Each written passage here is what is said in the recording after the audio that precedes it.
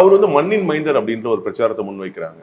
நீங்க வந்து வெளியில இவர் வந்து வெளியூருக்காரரு, நீங்க எனக்கு ஓட்டு போட்டா நான் வந்து மண்ணின் மைந்தன் உங்க கூடயே இருக்கக்கூடியவன். அது எடுபடக்கூடிய பிரச்சாரம் இல்லை. ஒரு வேட்பாளர் வந்து அரசியலமைப்பு சட்டம் என்ன சொல்லுது? தமிழ்நாட்டில் வாக்காளராக இருக்கிற யாரும் எங்கேயும் நிற்கலாங்கிறது சட்டம் சொல்லுது. அப்போ சட்ட அறிவு வந்து அவருக்கு பற்றாக்குறையாங்கிறது ஃபஸ்ட்டு கேள்வி. ரெண்டாவது, நான் அவற்றை ஏற்கனவே கேட்டிருக்கிறேன். என்ன கேட்டிருக்கேன்னா, 2001 என்னுடைய சொந்த ஊருக்கு பக்கத்து ஊரை சேர்ந்தவரை அம்மையார் ஜெயலலிதா அவர்கள் திரு சுப்பையா பாண்டியன் அவர்கள் இங்கே நிப்பாட்டி ஜெயிக்க வச்சாங்க. அப்போ அம்மையார் ஜெயலலிதா வந்து தவறுதலாக மண்ணின் மைந்தர் இல்லாத நிப்பாட்டாங்களான்னு ஒரு கேள்வி கேட்டேன். அப்புறம் ராஜேந்திர பாலாஜி சிவகாசியை சேர்ந்தவர், அவரை ராஜபாளையத்தில் கொண்டாந்து இவர் அப்பா அப்பான்னு சொல்லுவாராம் எடப்பாடியை. அது எதையும் சொல்லிட்டு போகிறாரு, எனக்கு அது பிரச்சனை இல்லை. நிப்பாட்டினாரா? இப்போ எடப்பாடி தப்பாக நிப்பாட்டிட்டாருன்னு கேட்டேன்.